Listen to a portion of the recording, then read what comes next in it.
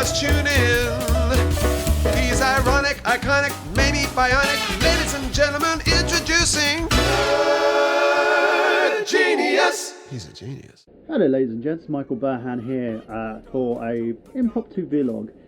Reason I wanted to kind of discuss something, I want to kind of point out a video.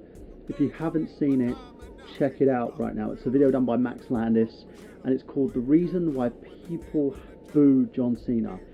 He kind of hit the nail on the head but missed a few points, so I'm here to kind of clarify that. Now, he first says that adults hate John Cena.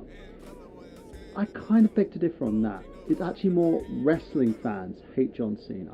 For those who don't know, who haven't followed John Cena's career like I have, John Cena debuted on the SmackDown roster, this gimmick, in 2002 basically. He answered the open challenge, he had this very kind of bland look about him. He carried over his prototype gimmick for OVW, but he was very flamboyant. He was a guy who was very well presented, but Vince didn't feel that he had the it factor. Now, he was caught kind of battle rapping with Rey Mysterio in the back and was told to kind of incorporate this rapping style to his gimmick, and thus he became this kind of Eminem style heel in a sense. He would have like battle raps, he would be very in your face, very angry in terms of like young man, the person who felt like he was jilted but didn't get anywhere. Now fast forward to after he wins the WWE Championships, I think it was late 2005, he gets drafted over to the Raw roster and they start phasing this gimmick out. Now they phase the gimmick out in order to incorporate something else. We see like some sort of style, he still incorporates the same move set and his character is generally the same, but he's a white bread babyface. Now for those who don't know what a babyface is, a babyface is literally the guy who is untouchable. You know, he's the main man, he's the goody two shoes in a sense, and that's what Cena became. So he went from being this badass character, this kind of tweener, this guy who he was angry at the world, to being this white bread babyface, this white meat babyface, who ended up becoming Hulk Hogan. Now, for those who don't believe me, think about the comparisons here.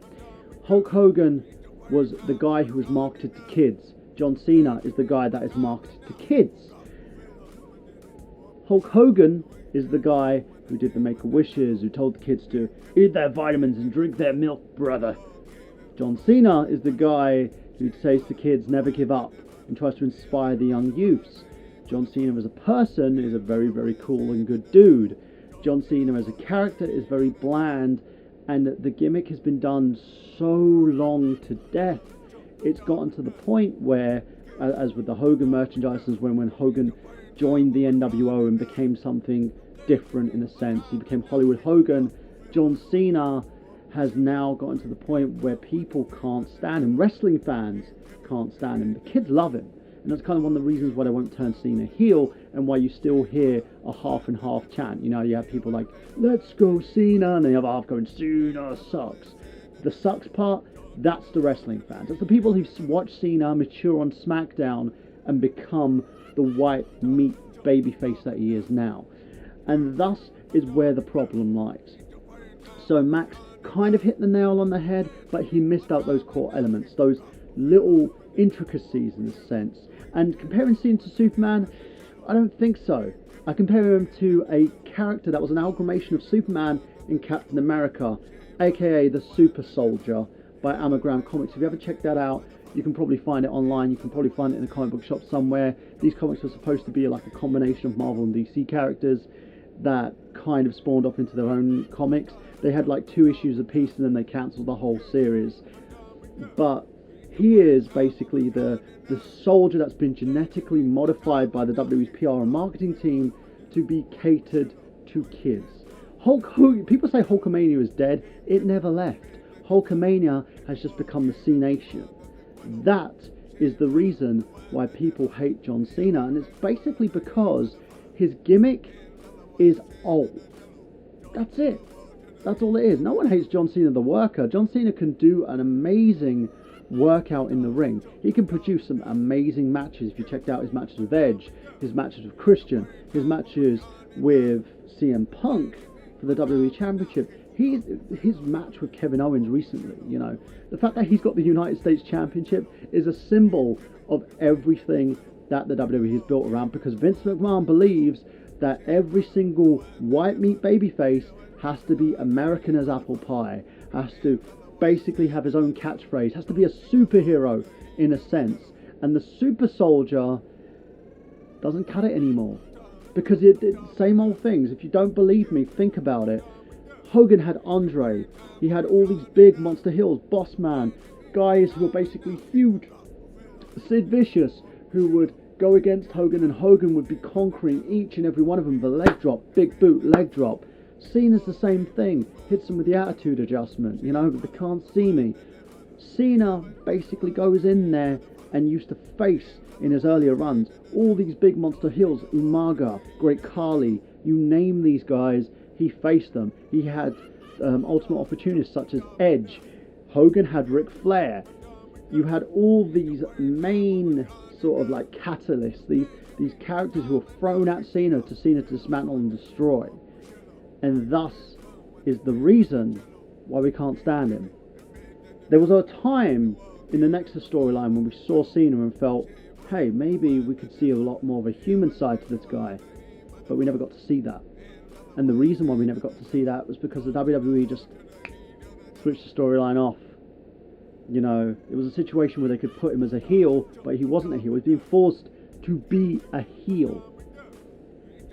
But instead of making him human, they went the other way and had him dismantle the entire Nexus and destroy Barrett with all those chairs toppling the guy. There's where your problem lies.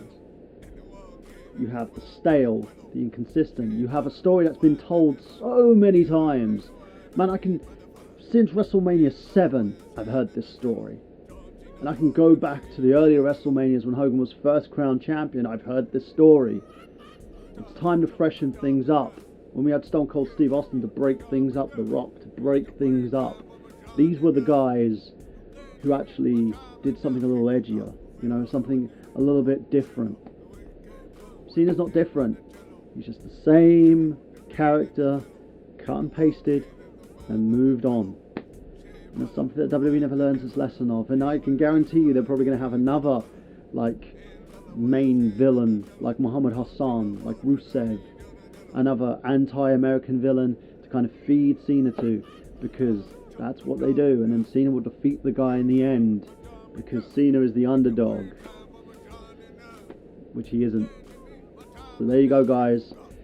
That's basically my elaboration on what Max said. As I said, he wasn't completely wrong, but he was kind of a little misguided. So Max, if you've got a rebuttal for this, please, you know, check out in the comment section, leave me a comment below, or even do a rebuttal video. I would love to hear your opinion on this. And as always, guys, this is Michael Burhan for nerdgenius.com, richrunning.com, of course, and also for the show Slamcast I do every Friday at 8 PM, saying that I've got gameplay. Have you?